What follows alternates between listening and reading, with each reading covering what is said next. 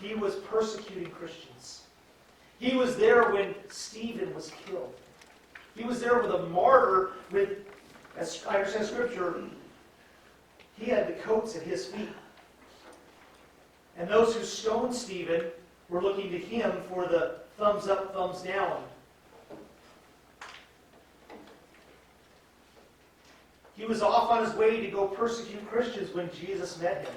So you may feel like you're not the runner that God would want. You are. Saul became Paul. Paul is the reason why most of us are here today. God used him to help start the church, not just in Asia, around the world. I met this week with a group of European believers, and these European folks are trying to reach Europe. And I realized that I'm here today because of our ancestors who came and said, I'm going to go and take this ship across the ocean to this dangerous place, and I want to reach the new world. And I'm so thankful that I've been a recipient of that. That my friend Bob Brower, this pastor who poured his life into his ministry, was there as a church for me to be able to discover the truth of Jesus. But now, I want to pass it on.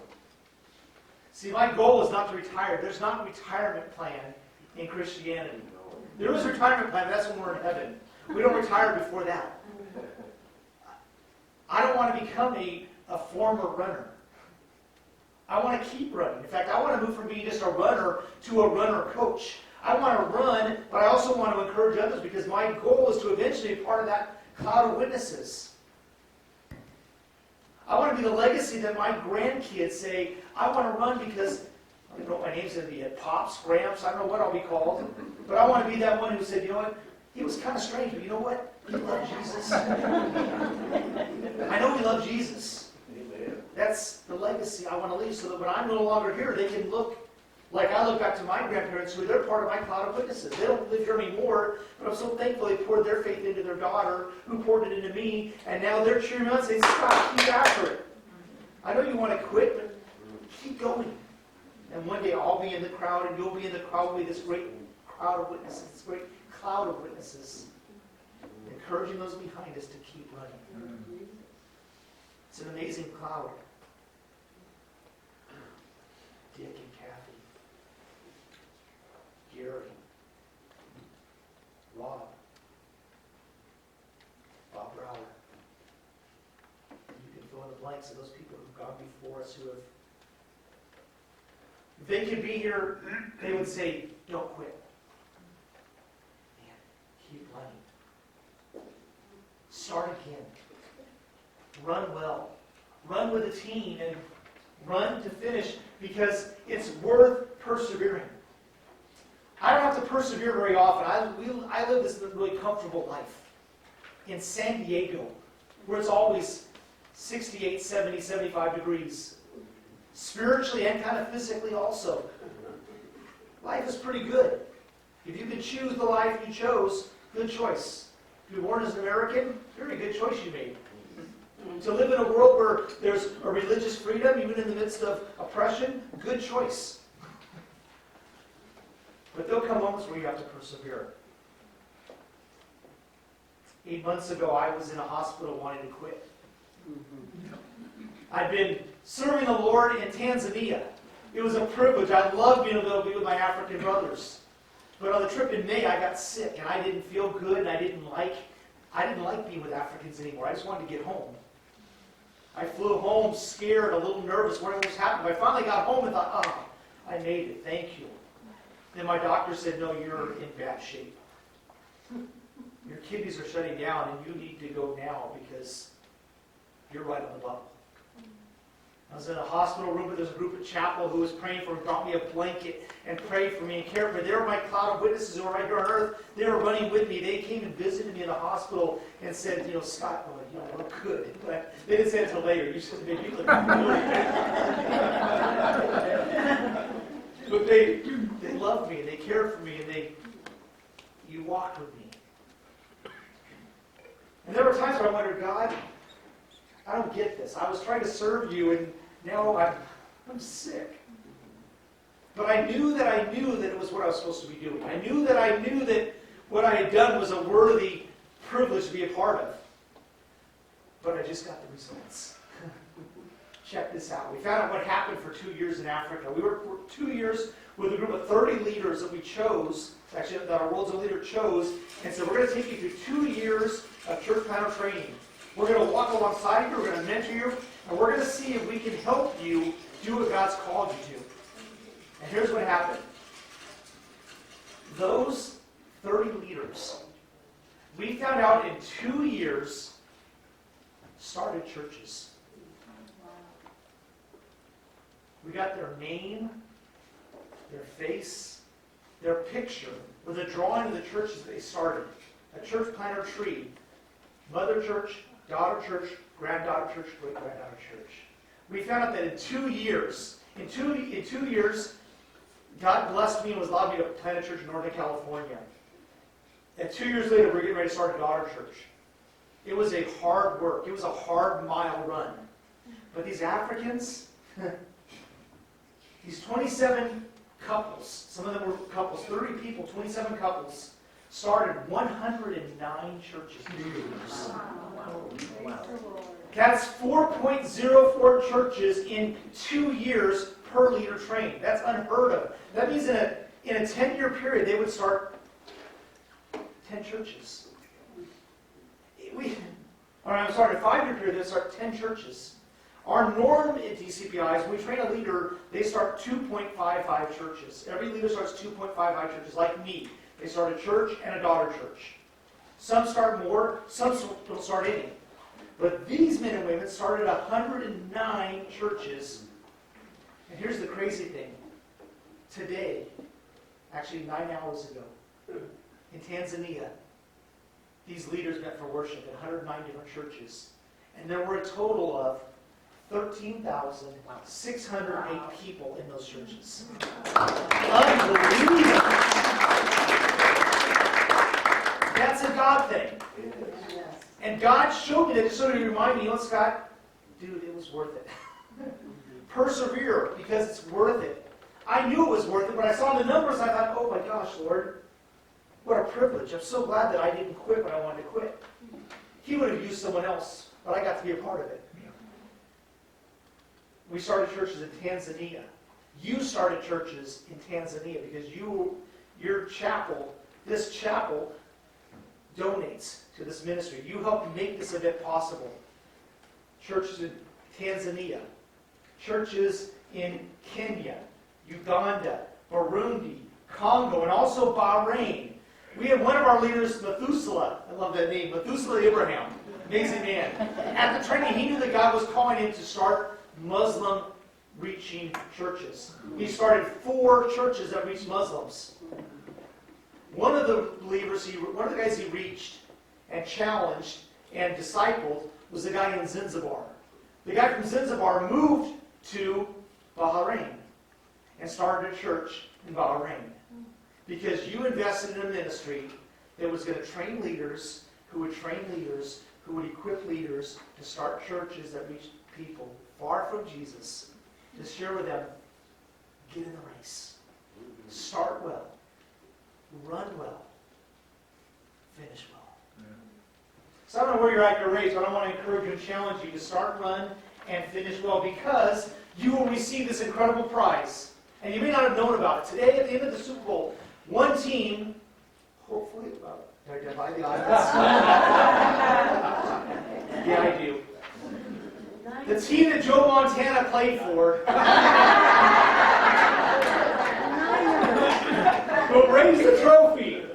And you'll hear speeches about the thankfulness for when they came to training camp. They knew this was the year. And they were going to stand together. They made it through adversity. They didn't give up. They stayed after it. They stayed in the game. They worked hard together. As a group, they are champions. And they'll say, this, I'll never forget. This is the most important moment of my life. So glad I stayed at the task.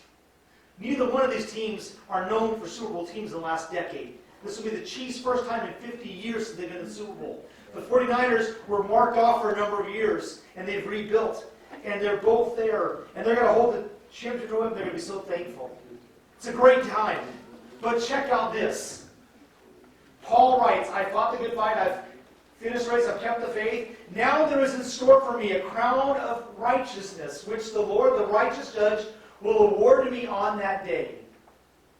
Not only to me, but also to all who have longed for his approaching. How cool for the football commissioner to give a trophy off and have them raise it up and have them kiss it, embrace it, and be so thankful. But I've got not the commissioner.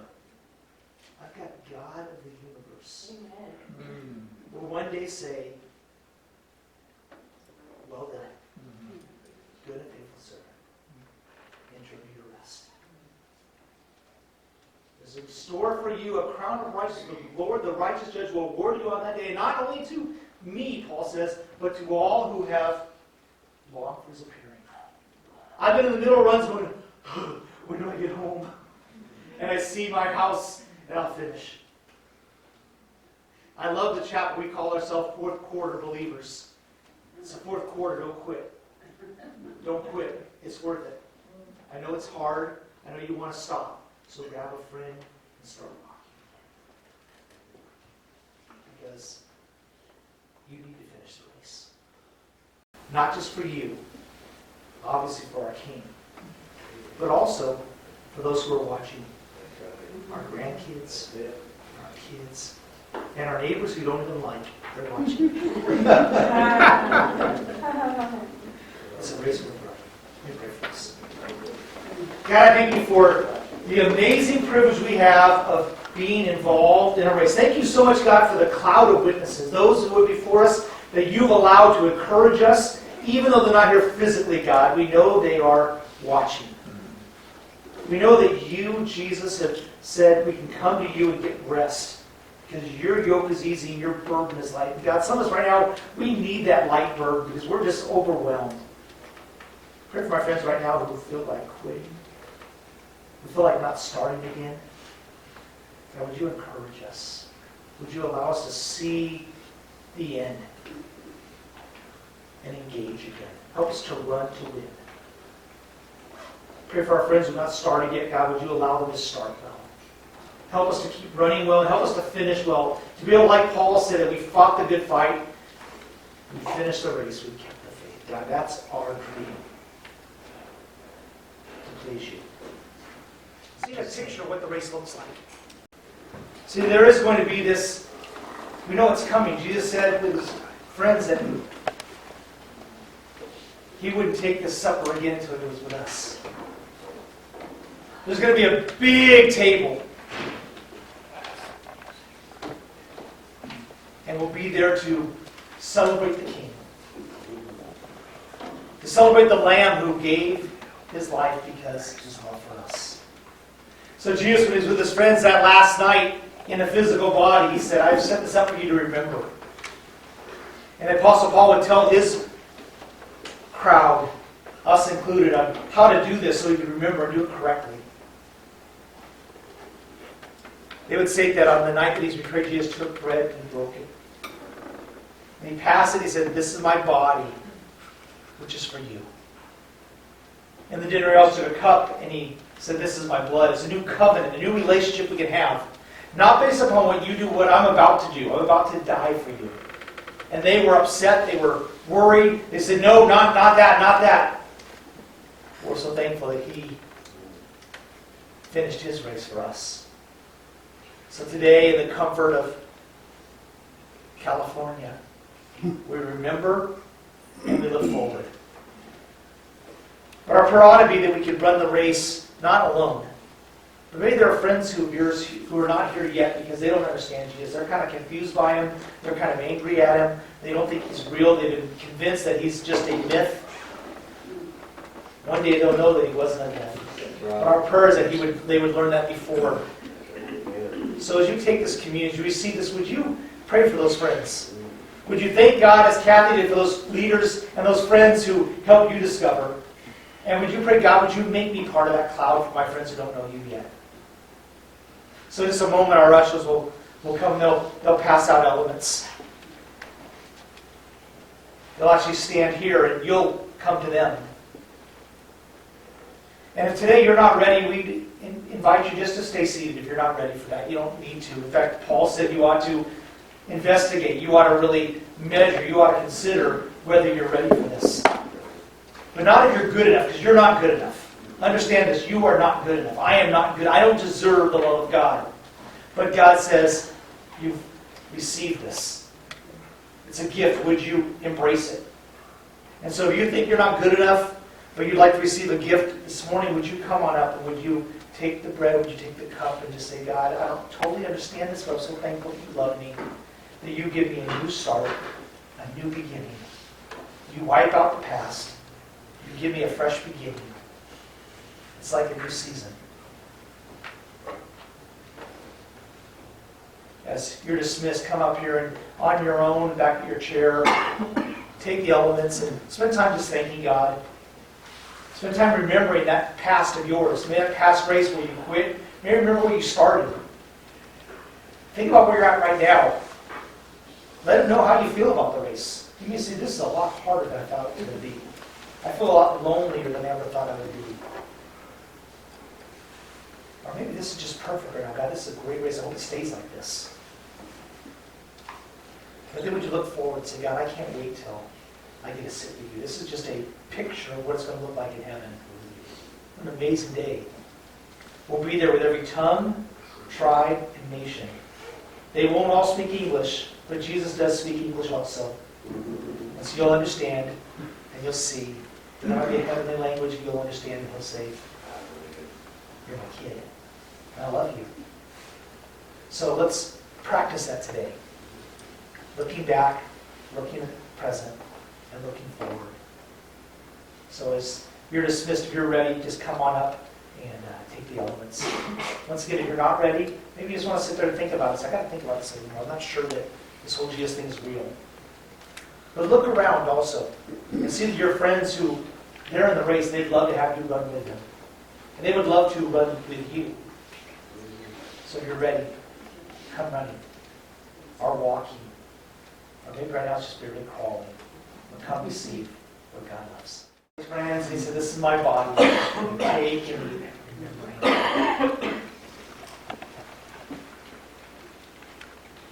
The cup was an amazing offer. It is an amazing offer. It's not being good enough. It's not earning, which we strive for. Since I was a kid, I wanted to get the A, wanted to meet the mark, wanted to accomplish. But Jesus says, I've done this for you.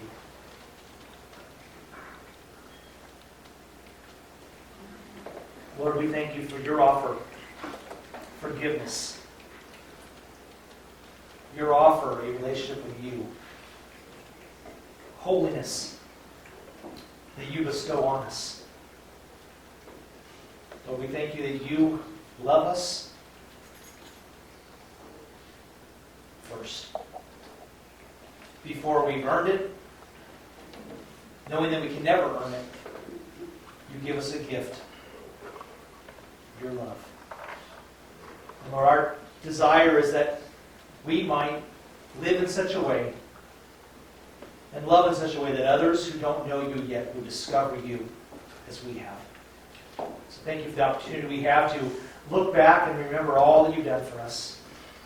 To look right into today. Difficulty and success, both sides. And thank you for being with us. And Lord, we look forward to the time when we do this not here at Rancho Chapel, we do it in your presence. What an amazing day that I can't even understand. I look forward to that cloud of witnesses being together and lifting up your name. Praise in Jesus' name. Amen. We understand this is the fourth quarter of life. It may not be the 2-minute warning, but it might. And so may we make the most of every moment. May we celebrate and enjoy all that God has for us. And may we run the race. Running well and finishing well. Leaving a legacy knowing that one day we'll celebrate and we'll say it was worth it. May you enjoy your day, may you enjoy your week, and may you serve the God who loves you so much. Have a great week. We'll see you soon.